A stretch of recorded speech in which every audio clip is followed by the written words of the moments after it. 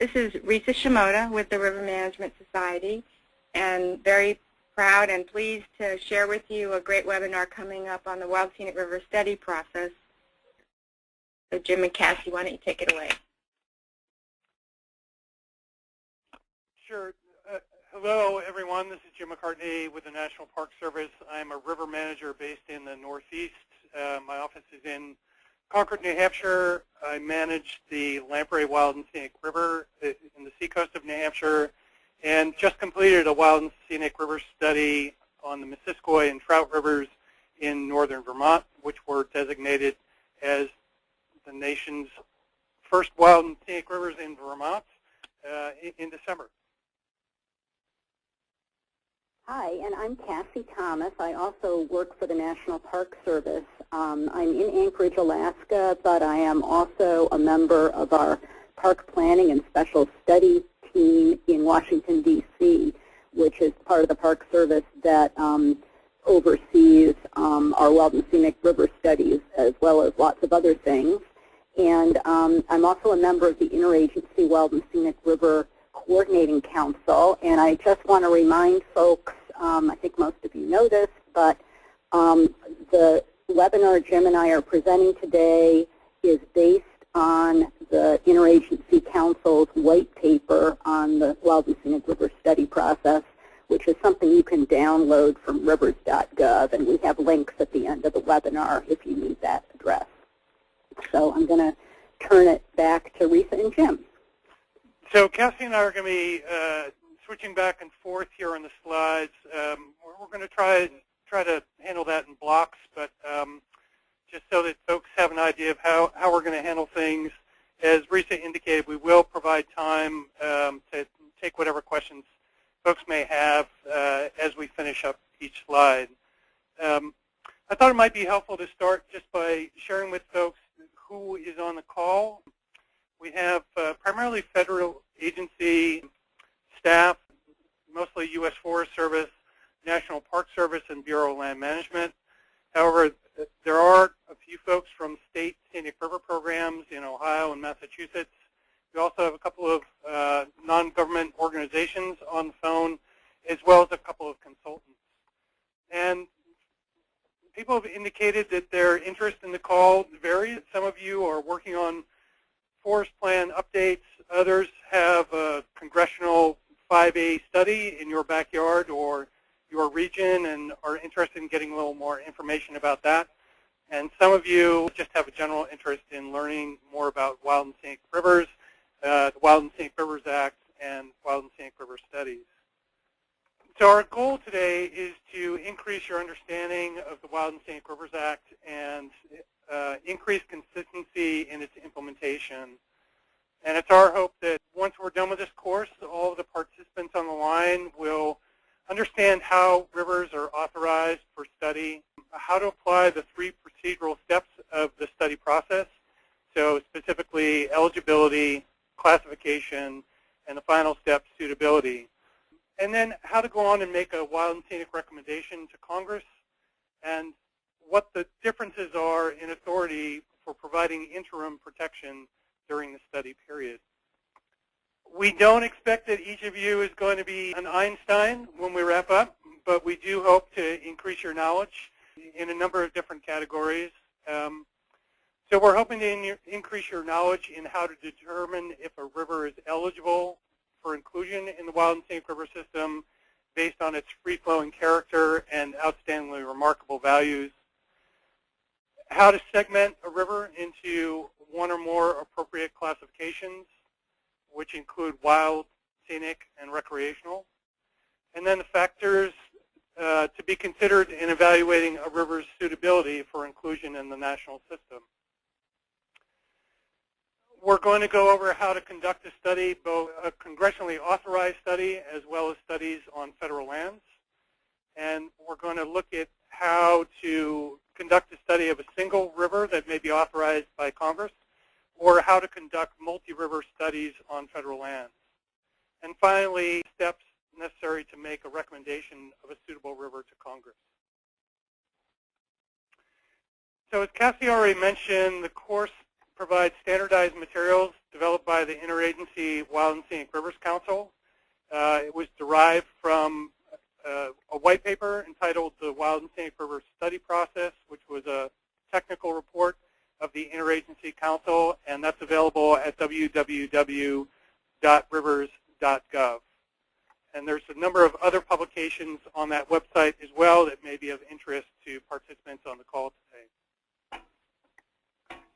So we're going to cover a number of different components related to wild and scenic river studies, including the intent of the Act, the authorities for conducting a wild and scenic river study, the processes included in a study, making a recommendation, the kinds of protections afforded to study rivers, and then we'll provide you some references that you can use to get additional information, and we'll go over the key points that were discussed.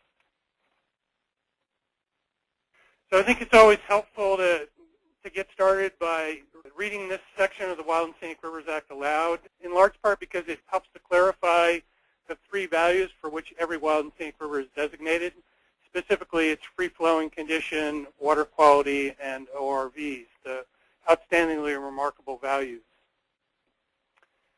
So Congress stated in the Wild and Scenic Rivers Act that it is hereby declared to be the policy of the United States that certain selected rivers of the nation, which can, with their immediate environments, possess outstandingly remarkable scenic, recreational, geologic, fish and wildlife, historic, cultural, or other similar values, shall be preserved in free-flowing condition, and that they and their immediate environment shall be protected for the benefit and enjoyment of present and future generations. The Congress declares that the established national policy of dam and other construction needs to be complemented by a policy that would preserve other selected rivers in their free-flowing condition to protect the water quality of such rivers and to fulfill other vital national conservation purposes. In 1B, what it really laid out was that there was a period, particularly during the 1940s and 50s, of dam building and other construction on many of the nation's rivers. A number of those dams and construction projects were for the purposes of flood control, irrigation, and hydropower production. And Congress felt it was important to balance that with setting aside certain rivers and protecting their free-flowing condition, their water quality, and their outstandingly remarkable values. And to do that, in 1968, the Wild and Scenic Rivers Act was passed, and a process was established to add rivers to the national system. Since that time, over 12,000 miles, in fact, almost 13,000 miles of rivers have been designated into the national system, which is slightly more than 1% of rivers that have been modified through dams, channelization, or dredging.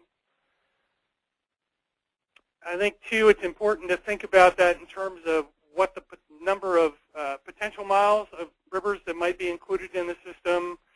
Cassie's going to talk a little bit later about something called the Nationwide Rivers Inventory, which is a good reflection of the potential number of miles of wild and scenic rivers in the country. And the number of miles in the Nationwide Rivers Inventory is 84,600.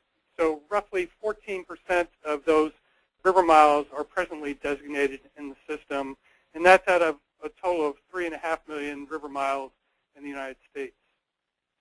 There are two study provisions in the Wild and Scenic Rivers Act, Section 5A and Section 5D1, and we'll get into that a little bit in the following slides, but through Section 5A, congressional studies, 144 rivers have been designated, and then hundreds of additional rivers have been evaluated through the federal agency study planning process.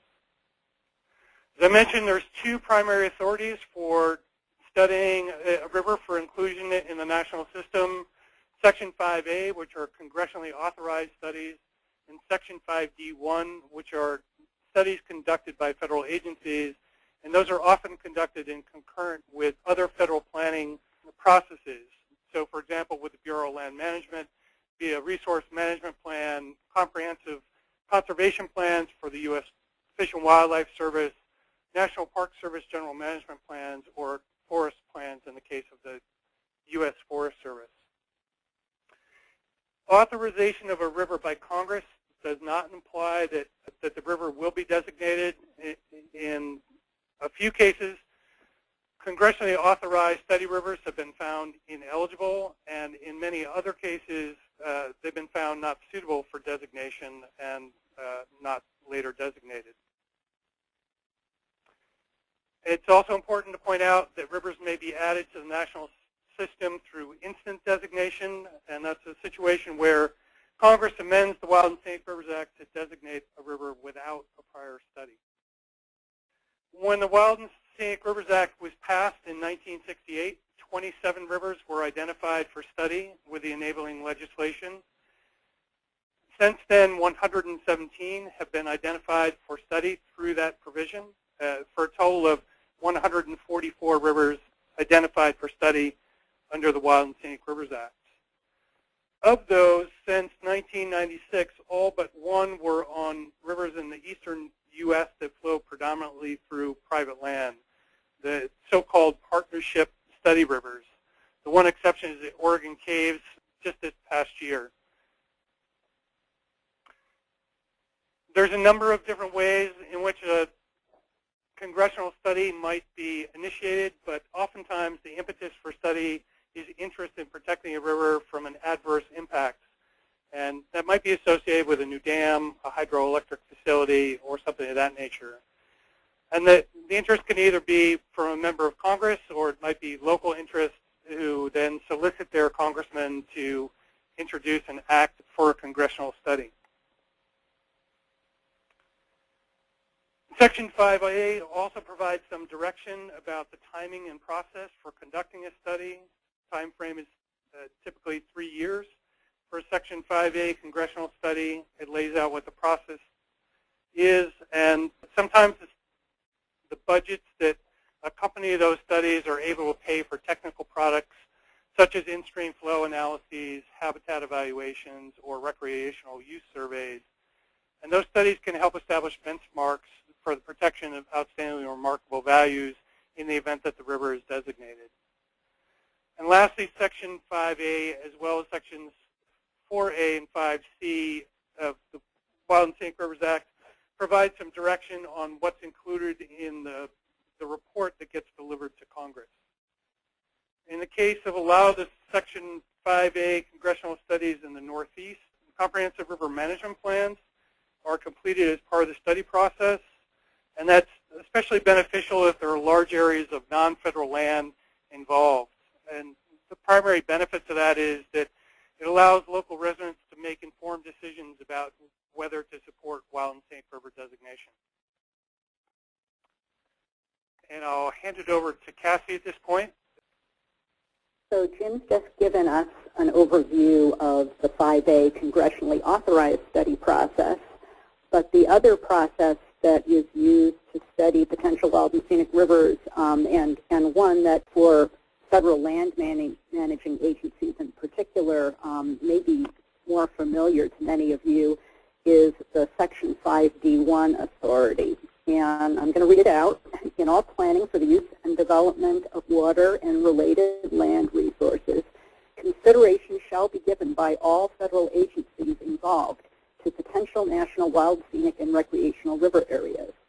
And then it goes on to say that the Secretary of the Interior and the Secretary of Agriculture shall make specific studies and investigations to determine which additional wild, scenic, and recreational river areas within the United States shall be evaluated in planning reports by all federal agencies, again, as potential alternative uses of the water and related land resources involved. So thinking about the context of this, as we heard at the beginning of the session, the Wild and Scenic Rivers Act was passed in 1968, which many of you will recognize was 4 years before NEPA was enacted. So in a way, this section of the Wild and Scenic Rivers Act is foreshadowing the kinds of alternatives analysis that NEPA would later mandate for all major federal decisions.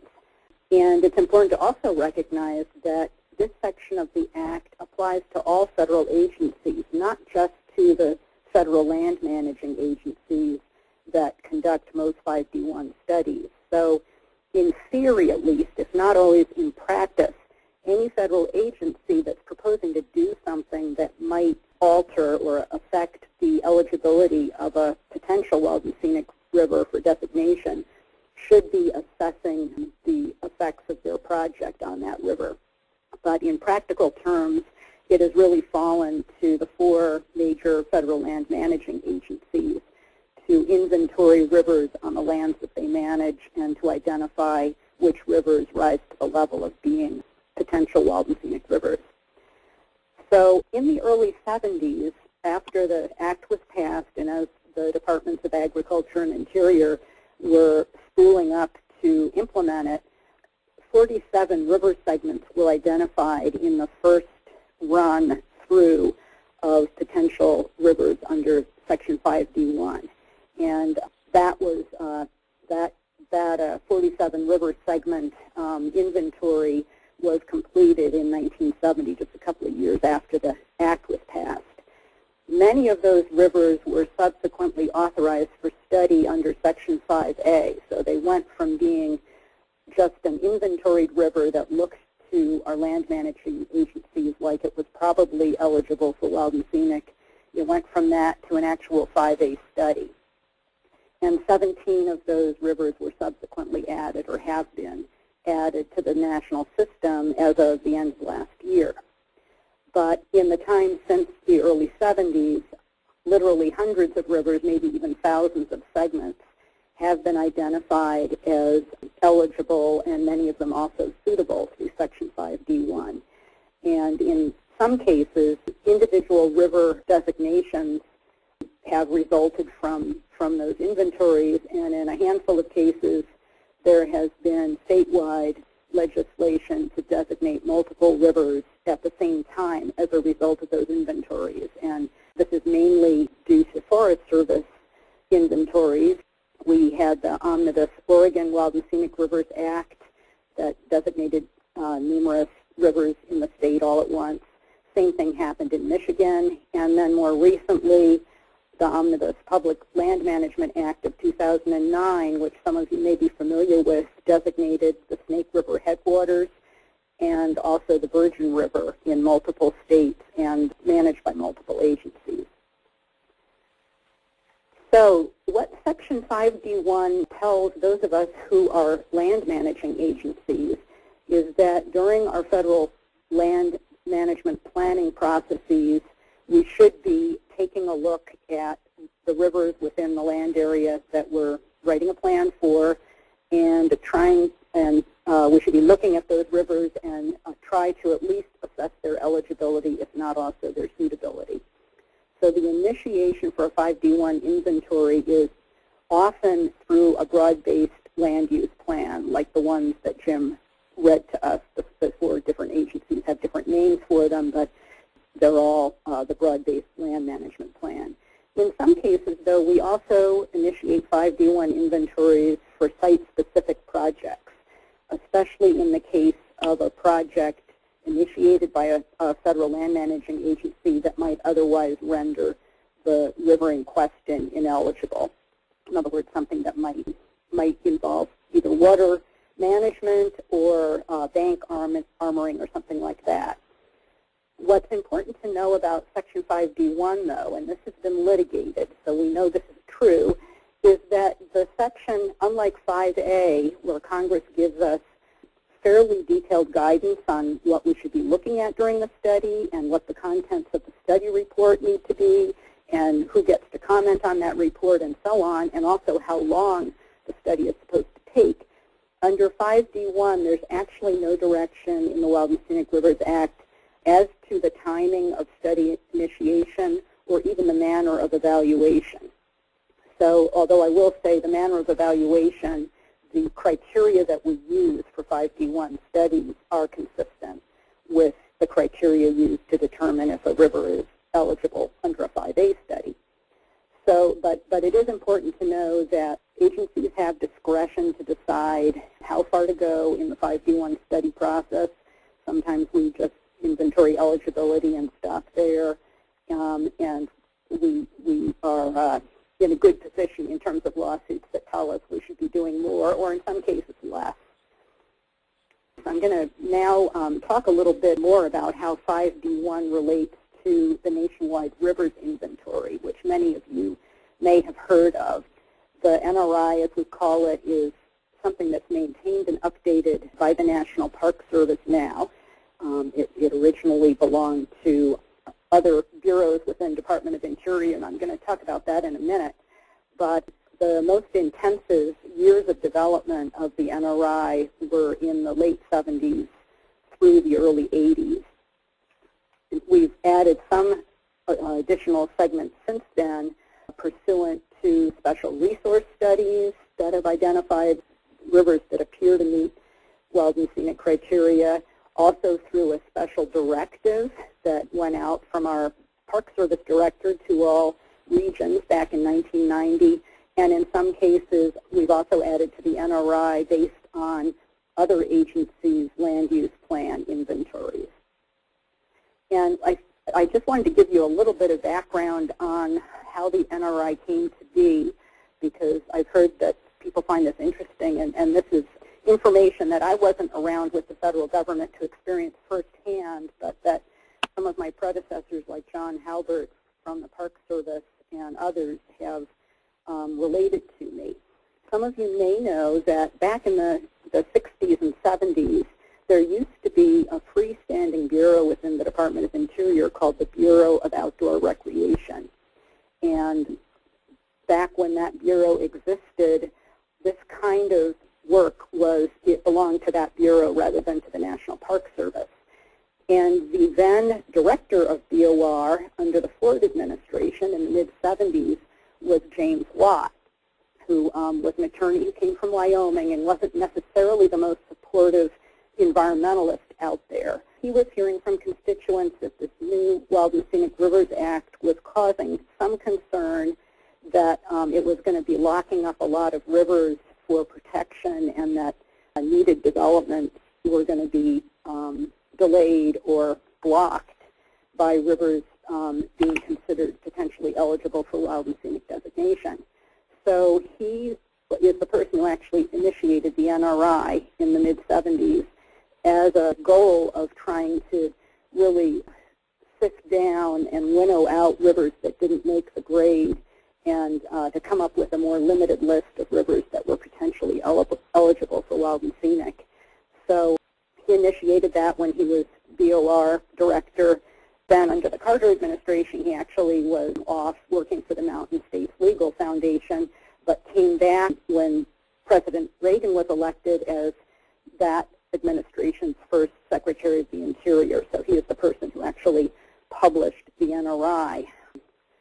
So, and in the meantime, more agency history, BOR was abolished, and a separate freestanding bureau within DOI was created called the Heritage Conservation and Recreation Service, or Hookers, as it's fondly known. Both of those, or all of the functions of Hookers, were folded back into the Park Service when Reagan became president. So that's how Park Service took over the NRI. But anyway, the NRI initially focused on rivers in the east and then moved west. Some states were able to opt out of having their rivers inventoried. They were concerned about private land rights. So I know that Montana and Maine either opted out completely or in part. And however, federal courts have ruled that there's nothing wrong about doing NRI inventories, that we aren't exceeding our authority in listing rivers on that inventory.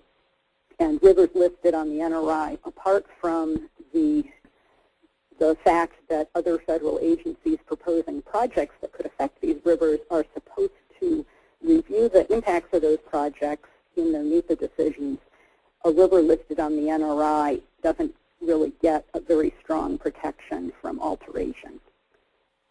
So now I'm going to go back to the process elements that are common to all wild and scenic studies. So these elements, these 3 steps in the process, are the same for both congressionally identified wild and scenic rivers, or candidate wild and scenic rivers, and for rivers that are inventoried through our federal land management plans.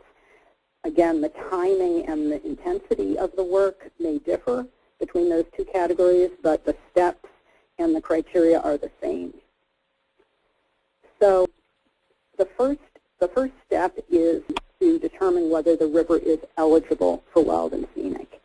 This is a technical exercise based on the professional expertise of an interdisciplinary team. It doesn't necessarily trigger public involvement or NEPA because it's an objective resource inventory. It's not a decision. It's just a description of what is.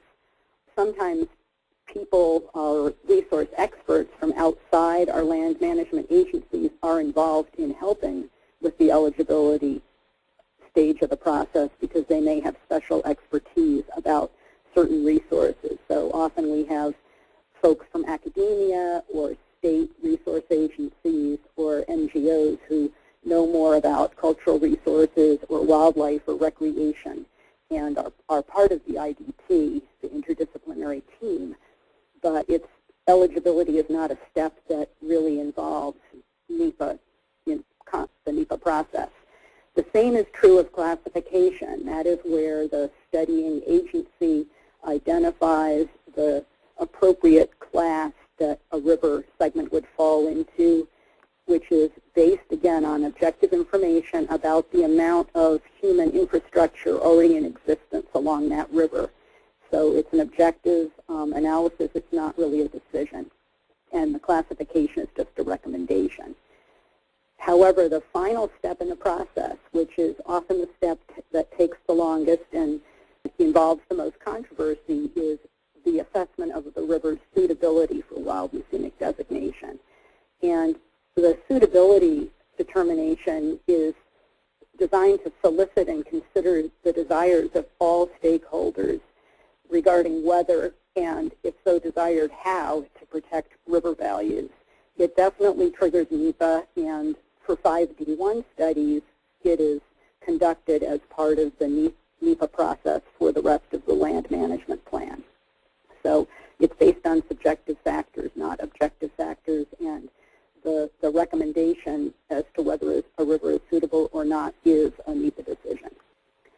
So to go into a little bit more detail on the first step of the process, eligibility, we already heard the thumbnail of what a river has to have in order to be eligible, but to go into a little bit more detail, the whole purpose of the Wild and Scenic Rivers Act was to protect rivers in their free-flowing condition.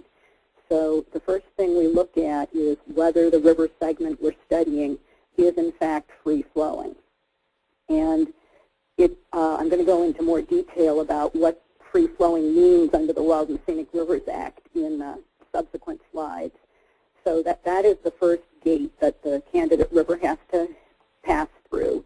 If it's found to be free-flowing, we also need to determine whether the river and its adjacent land area possesses at least one outstandingly remarkable value. And that is a term that Congress used in the Wild and Scenic Rivers Act. We usually shorten it to ORV, not to be confused with an off-road vehicle. And ORVs need to be directly river-related or river-dependent. They need to be unique, rare, or exemplary at some sort of scale of comparison. And the determination as to whether a given resource is an ORV is based on professional judgment. So we do have some discretion. So going back to what free-flowing means in the Wild and Scenic Rivers Act, a river doesn't actually have to be boatable or floatable, the kinds of things we might think about if we're assessing a river's navigability for state land management or something like that. As long as the volume of flow in the river is sufficient to maintain any ORVs that it has and also to maintain the river's water quality, because water quality is one of the other goals of the Act, protecting water quality, the river is considered to be free-flowing. So this means that we have rivers in the system that have intermittent flow. Some of our southwestern rivers in desert areas only flow for parts of the year and maybe not at all in certain years, but if they nonetheless have ORVs, they are eligible for wild and scenic based on free flow. The other thing that is often confusing about free flowing is that Free-flowing does not mean that the river has to have a flow regime that is unaltered since human development came to the area. Again, it does mean there has to be enough flow to support ORVs and water quality, but when you protect free flow under the Wild and Scenic Rivers Act, you're not actually locking a given flow regime for the river at a point in time. The definition from Section 16B actually says free-flowing means existing or flowing in a natural condition without impoundment, diversion, straightening, riprapping, or other modification of the waterway. So it really focuses on the amount of human infrastructure within the bed and banks of the river that affect that river's natural riparian area, its connection to the floodplain, and so on. Some of our wild and scenic rivers actually do have low dams or diversion works, other minor structures like that. As long as they're not actually impeding the flow, and as long as we're not allowing new dams to be built on the river after it's designated, those low dams and diversion works don't automatically render the river ineligible. Our interagency guidelines, however, and just to back up, back in 1982, the Secretaries of Interior and Agriculture promulgated some guidelines through the Federal Register, and we'll be giving you a site for those later on, and they also can be downloaded from rivers.gov. The guidelines do provide some guidance on flow within a wild and scenic river. And what they say are flows are sufficient if they sustain or complement the ORVs for which the river would be designated. So rivers that are restored to free-flowing condition are also eligible for inclusion. So we are seeing a lot of dam removal in many parts of the country right now. So you could have a river that was found to be ineligible years ago that would now be eligible because it's had a dam removed in the meantime. Jim is now going to take us through a much more detailed discussion of how we decide whether a candidate resource value is an outstandingly remarkable value. We're still looking at eligibility here, and specifically we're looking at the outstandingly remarkable values.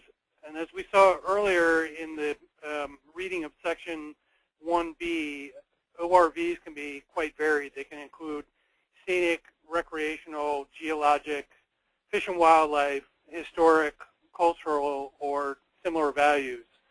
So each one of the photos on this slide here is a potential ORV, and we're going to look a little more closely at how we determine whether each of the resources that's in these photographs qualifies. So whether for Section 5A or for Section 5D1, an interdisciplinary team, an ID team, is generally convened to examine the river's hydrology, including its man-made alterations. So that's the free flow component that Cassie was just talking about. And that ID team also inventories its natural, cultural, and recreational resources to determine whether there are any outstanding or remarkable values. And as Cassie mentioned, that determination that a river area contains an ORV is a professional judgment on the part of the ID team. It's based on objective scientific analysis and therefore is not subject to NEPA. And the way ID teams go about this process can vary.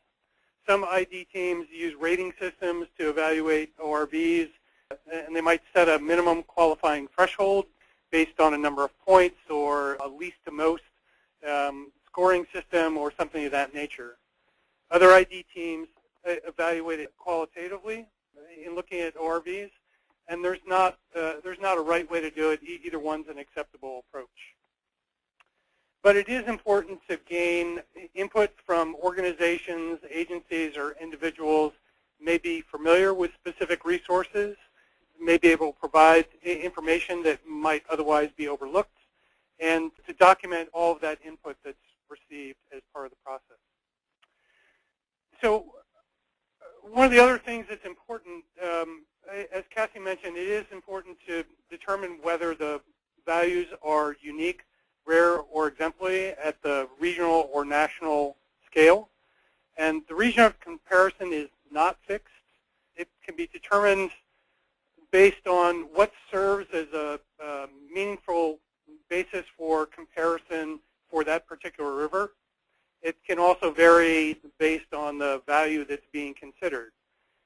However, either way, the ID team should document its thinking for the region of comparison.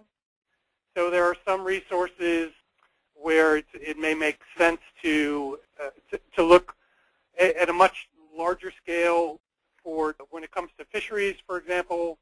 One may want to look at not just at the river in question to see what species are present and how rare they are, but to look at a larger scale, perhaps even larger than a state scale. It is important that the resource be located in the river or in its immediate shorelands, which is generally 1/4 mile on either side of the river, and that the ORV contributes substantially to the functioning of the river ecosystem, or that they owe their existence or their location to the presence of the river. So there may be resources, for example, that a historic resource or sometimes a cultural resource may be there by virtue of the fact that a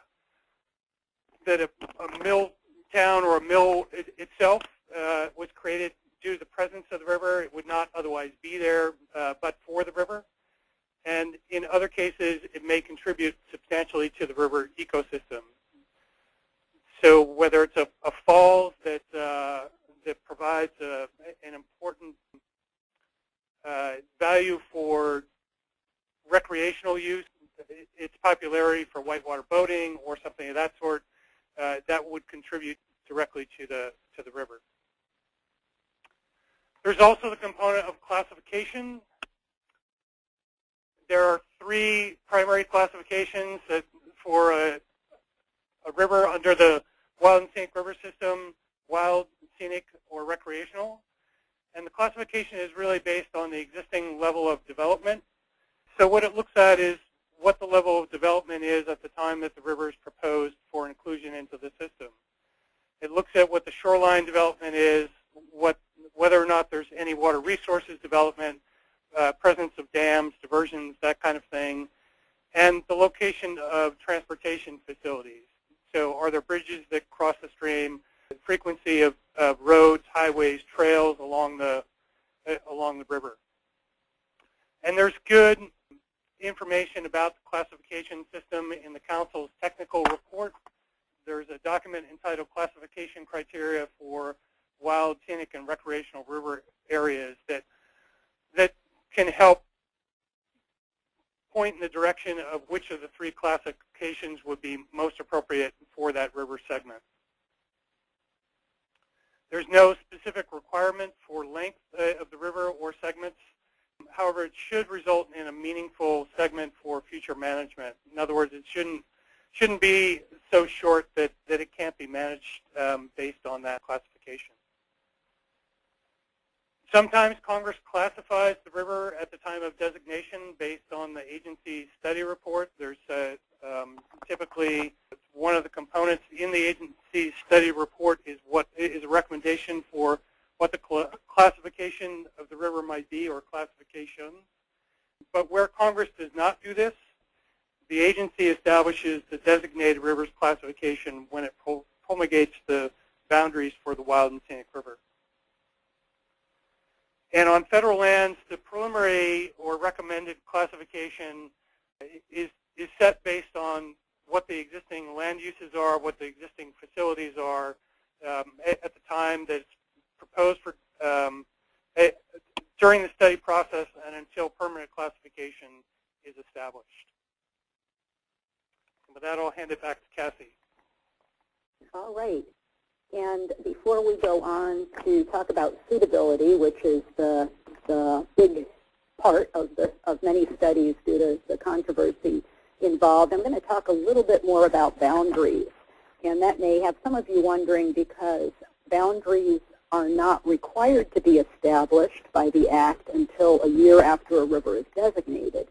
So in a way, they aren't really part of the study process. but in another way they are. So I'm going to explain why. Section 4D tells us that during our studies we should be looking at the area generally within a quarter mile of the river, but that we are not rigidly required to consider that area and more importantly the resources within that area if important resources exist a little bit farther from the river. So our area of focus for wild and scenic rivers for both 5A studies and for 5D1 studies, while that area of focus is generally within a quarter of a mile on both sides of the river, we need to not do that with tunnel vision, and if we have resources that are a little bit farther away, we need to include consideration of those resources in our studies. It's also important to recognize that Congress can do anything it wants and often tailors both studies and designations to different boundaries than are the default quarter-mile boundary. So in a given 5A study authorization, Congress might direct us to look at an area beyond the quarter-mile boundary right in that study authorization, and when designating rivers, it also might include areas beyond the boundary. There is an interagency council paper that gives much more information about how wild and scenic boundaries are established. So if you have a lot of detailed questions about that, you probably want to consult that paper, which is also on the publications tab of the rivers.gov site. Again, the Act does not require the final boundary to be set until a year after the date of designation, and in practice, most agencies develop the boundary as part of the comprehensive river management plan for the river, and in many cases that takes more than a year post-designation to write. But in the cases of rivers that, study rivers that flow through largely private lands, such as the rivers that the Park Service studies and manages largely in the northeast area, we often do a comprehensive river management plan as part of our wild and scenic river study, and we discuss boundaries during that study and during the CRMP. And in many cases where there aren't federal lands along the river, Congress will waive the requirement to even have a lateral boundary when it designates one of those 5A rivers. So I'm not going to go into the details of how boundaries are the steps of promulgation, but suffice it to say there's a Federal Register notice and Congress gets a chance to look at our proposed boundaries, but this all happens after the study. So as I mentioned before, suitability is often the part of a wild and scenic study that consumes the most time and energy, and that is because we need to be considering a range of factors in deciding whether a river is suitable. We need to make sure that all stakeholders are heard from, and we need to be making a recommendation that's truly in the public interest with all interests included. So we don't do suitability, of course, until we've already established that the river is eligible.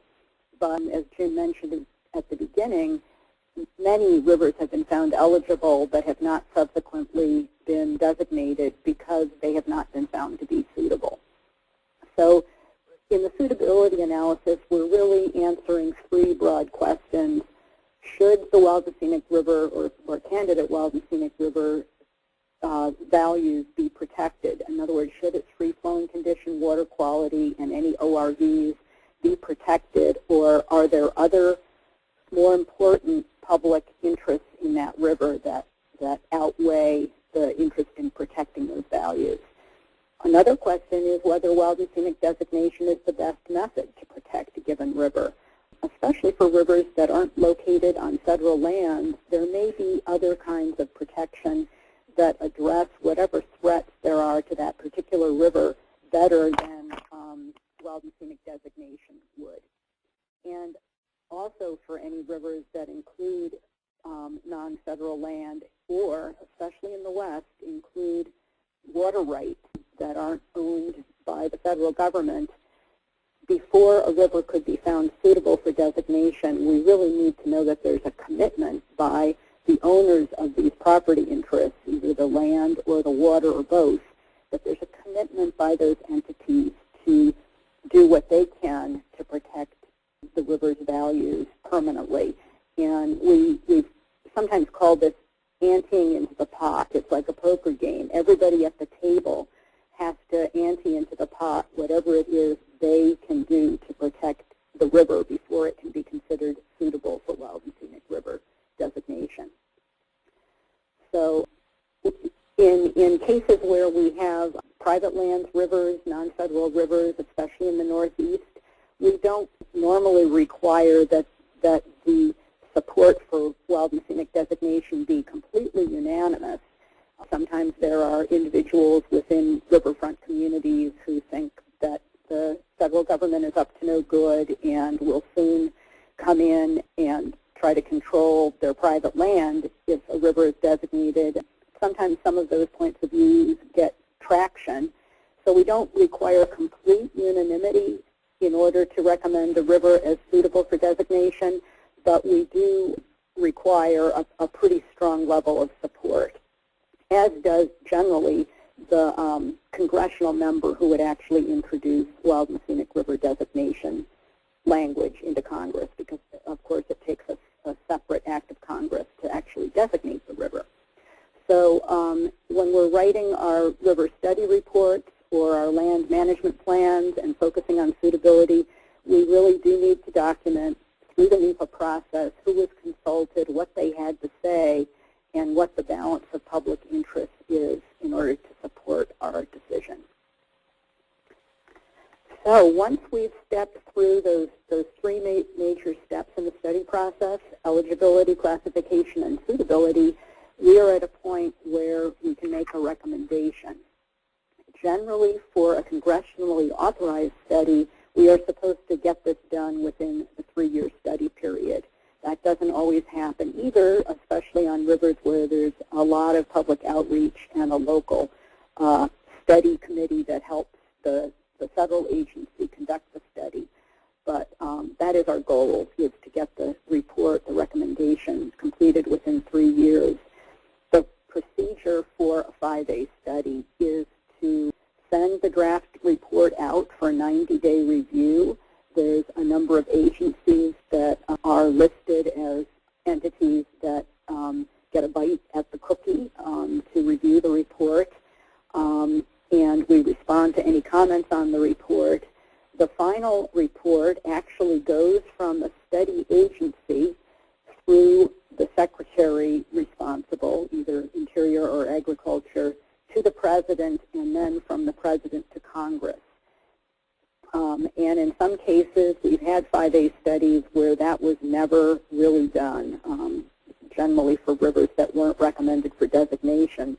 For whatever reason, the handoff never happened, although those of us at the agency level generally completed our jobs, but I'm sure we're all familiar with situations where study packages get left in an inbox somewhere above our levels.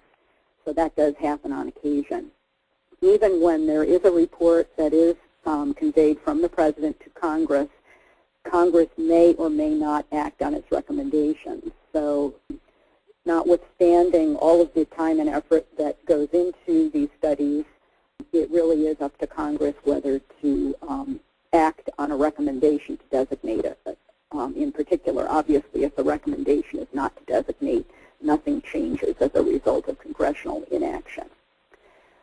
So that's all for 5A studies. For agency-identified river studies, 5D1 river studies, the study period is not constrained to 3 years, so it does vary. And in many cases, as I'm sure many on this call are aware, the federal agency will complete the eligibility and classification elements of the study, but not proceed to suitability during completion of a current land use management plan. And again, there isn't actually a statutory requirement that, say, in a forest plan, suitability be completed in order for that forest plan to be considered complete. So, and And there are some good reasons for that. One is the complexity of the NEPA involvement in doing suitability. Another is that suitability can change over time. Local support or lack thereof can change over time. So sometimes the process is halted at eligibility and classification because we don't want to forestall a designation just because there doesn't happen to be local or seem to be local support at the time. If all three stages in the process are completed for a 5D1 study, the report actually is transmitted through the same path as a 5D study, except that the president is not involved. And there, as I mentioned, there's agency flexibility about whether to forward these recommendations to Congress.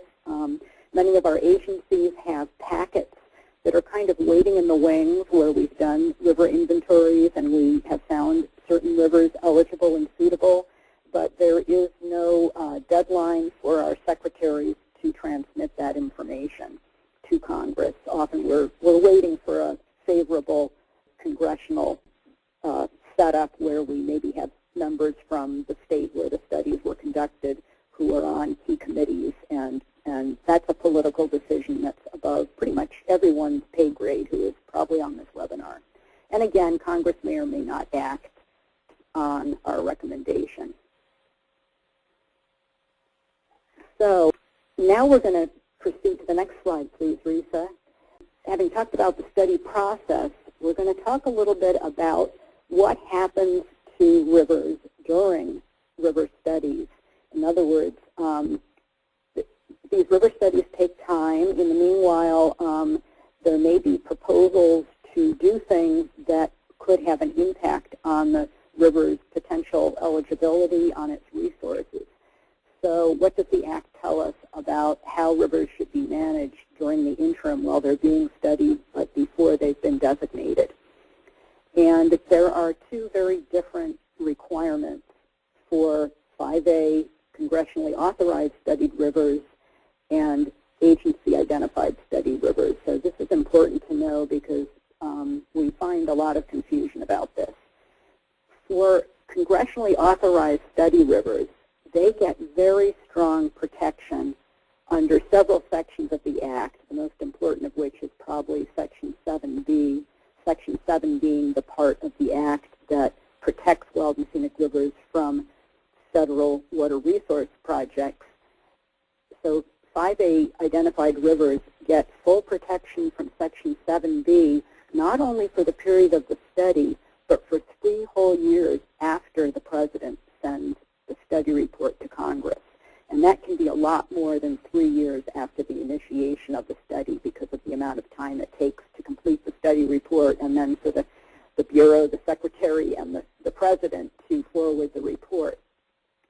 And it's also important to note that for these 5A congressional studies, even if the agency recommendation is that the river is not eligible or eligible but not suitable for designation, nonetheless, the river does get this full protection of the Act during that 3-year period while Congress has not acted on the President's recommendation. So just having a 5A study actually provides quite a bit of protection to the study segments, whether or not they are ever designated, but that protection does eventually expire.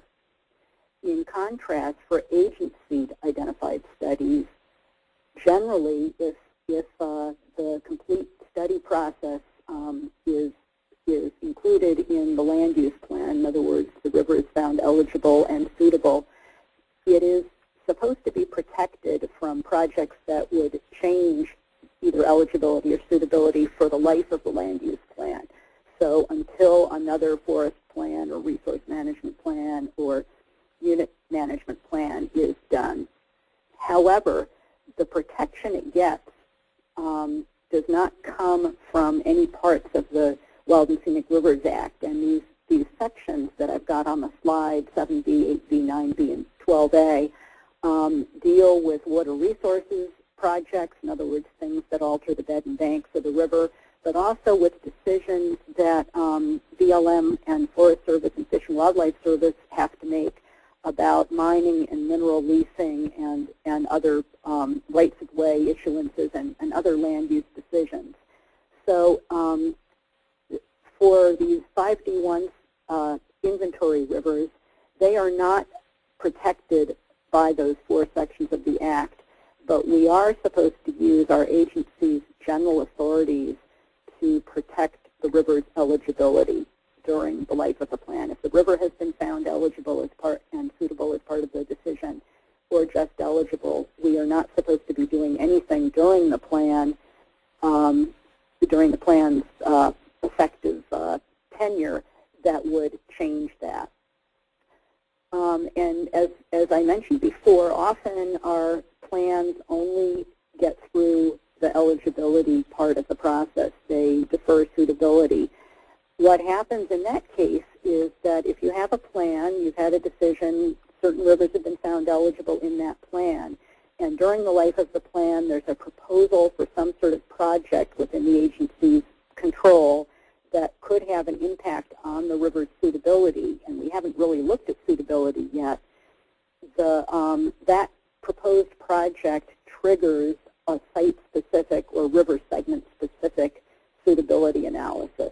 In other words, the land managing agency should not be authorizing a project, and any NEPA involved in deciding whether to authorize the project must include an evaluation of the river's suitability at that point. So for a plan that does not have suitability, you can end up having to do suitability piecemeal if you have a lot of projects on your forest or within your BLM resource management area that would trigger this part of the Act.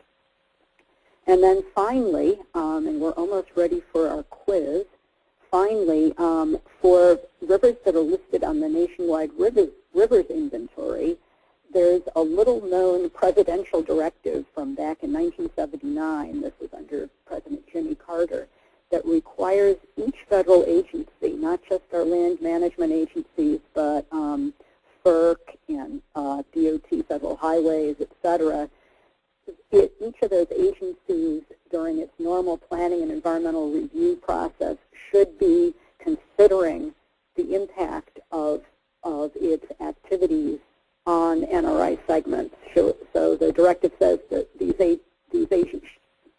agencies should take care to avoid or mitigate adverse effects on rivers identified in the NRI. And often that happens through consultation with a local Park Service office, usually through our Rivers, Trails, and Conservation Assistance, or RTCA program. So I think we're probably ready to move on to the audience participation part of this webinar, which is the poll. Okay. So we're going to go over a few questions, and if you've been paying attention, you probably have just heard the answers from Jim or Cassie. Start with the first one.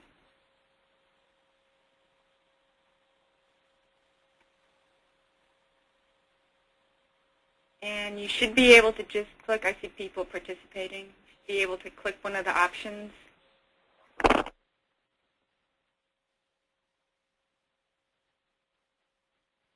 Wait a couple more seconds.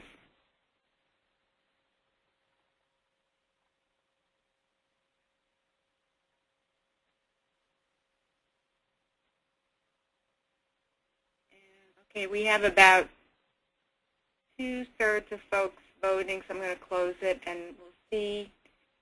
Cassie or Jim, if you could actually say what you see on your screen, it'd be great, because I'm not sure always. Right. Go ahead. So the question was, is an act of Congress required to authorize a wild and scenic study?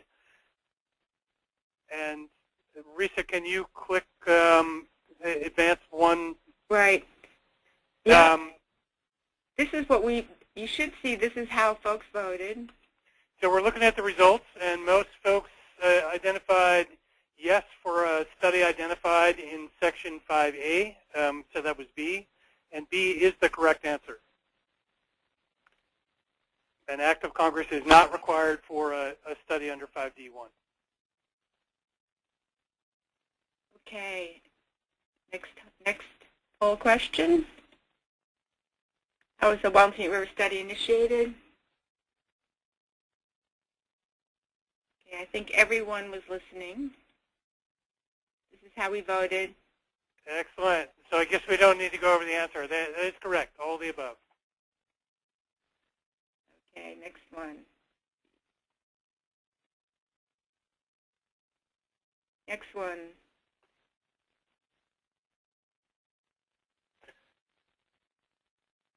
So the answer is no, and this is really focusing on the distinction between eligibility and suitability.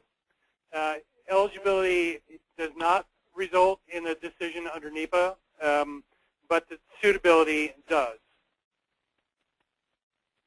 Okay, great. Next one.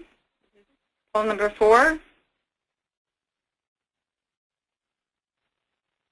Excellent. Yes, it does have to be both free-flowing and possess one or more ORVs. Okay, a couple more. Great. So yes, suitability does result in a NEPA decision. Okay, one more.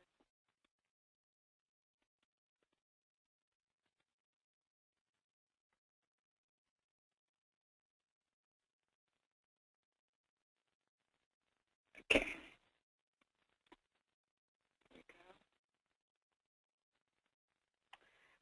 So the correct answer is D.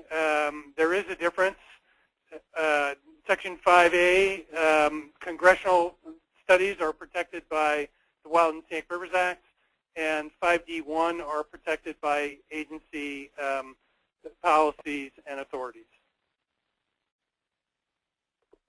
All right. Well, I think we did a pretty good job, unless we had some ringers. It looks like folks understood the major points of this webinar, and the pretest that Risa sent out to all of us a couple of days ago includes more questions, so feel free to look that over if you want and see how you do on some of the other questions. I wanted to give you some references because if you're like me, this material that we just talked about on the webinar isn't something that's probably going to be retained 100%. So it's important to know where to go to find the source material for what we've been talking about. As previously mentioned, the Departments of Interior and Agriculture have promulgated interagency guidelines that interpret the Wild and Scenic Rivers Act. Interestingly, this is one of the few federal acts that doesn't have national regulations that apply to all of the entities that implement the act. So the guidelines are as close as we come to regulations, but they do not have the legal authority of an actual regulation. The guidelines, this is the site for them from the Federal Register, but it's going to be much easier for you if you want a copy of those guidelines. We have them PDF'd on rivers.gov. So again, if you go to rivers.gov, find the Publications tab, this and many other sources of information about the Wild and Scenic Rivers Act, including a copy of the Act itself, are all easy to download in PDF. Because we don't have regulations that apply to all of the implementing agencies for Wild and Scenic Rivers, what we have right now is agency direction from 3 of the 4 Wild and Scenic River administering agencies. So any of you from BLM will know that BLM recently developed a manual for Wild and Scenic Rivers just within the last 2 or 3 years. So consult that for more detail on how river studies work within BLM. The Forest Service has had the longest standing agency direction. It can be found in 2 places, in the Forest Service manual and also in the Forest Service handbook. So you have a lot of really good detailed guidance. And I should also mention, some of you know this, the Forest Service is the only agency within the federal family that has also promulgated regulations applying to Section 7. Often those are cited by courts looking at other agencies' decisions under Section 7, but the Forest Service has definitive regulations in that area. For the Park Service, our management policies, which were developed back in 2006, provide guidance on how we should conduct agency-identified studies. In other words, they repeat the mandate that for our unit management plans, we should be inventorying wild and scenic rivers, potential wild and scenic rivers. But the other thing we've been working on within the Park Service is development of a Director's Order, Director's Order 46. It is currently undergoing its final review. It's already been out for public review and comment. It is now undergoing review by our National Leadership Council, and I believe that review is over at the end of next week. So with any luck, we will actually have agency direction at long last on everything, not just doing river inventories, but on post-designation management. We'll have that once the DO is signed by our director, and in the Park Service, the intent is to then develop a handbook that would have much more detailed guidance that would basically be a step down from the director's order. And again, the overall interagency guidance are attempts to ensure consistent approaches to wild and scenic studies, no matter who is doing them, is contained in the study process paper. So just to remind you of what you've just learned, there are two authorities for wild and scenic river studies: Congress in enacting river-specific study authorizations, and then federal land managing agencies who are implementing the mandate under Section 5D1. For both of these kinds of studies, the three-step process is the same, the criteria are the same. The timing and the amount of effort agencies are able to dedicate to these different kinds of studies do differ. The three steps are eligibility, classification, and suitability, and the NEPA status of those process elements is the same no matter what the authority is for conducting the study. So final slide. Again, I just want to remind you that this webinar, the content for this webinar, for the presentation Jim and I gave last year, and this topic has been presented at other trainings. This is all content that's been developed by the Interagency Wild and Scenic Rivers Coordinating Council.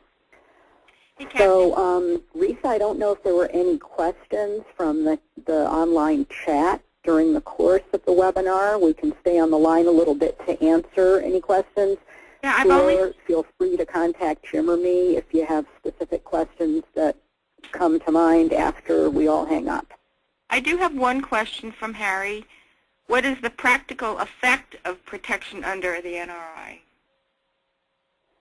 Good question, Harry. Jim, you want to take that one? I think really what it does, Harry, is it helps protect a river that potentially might be considered for future designation into the program. So it really affords an opportunity for the Park Service or one of its sister agencies to review a proposed project and share with the project proponent whether or not the project might negatively affect some future study or future designation. Cassie, do you have anything to add? I think that's largely true. It certainly does not veto the project, and as Harry probably already knows, it doesn't even always mean that the river's NRI status will be considered in the NEPA document. And that, because this the presidential guidance on this was issued so long ago, many current agency staff have no idea of this requirement. And for the Park Service, it's not like our RTCA staff are out there able to keep an eye on every possible federal action on every possible NRI segment all the time proactively. So unless someone contacts us, often a stakeholder group, we don't necessarily know about proposals that would affect the NRI.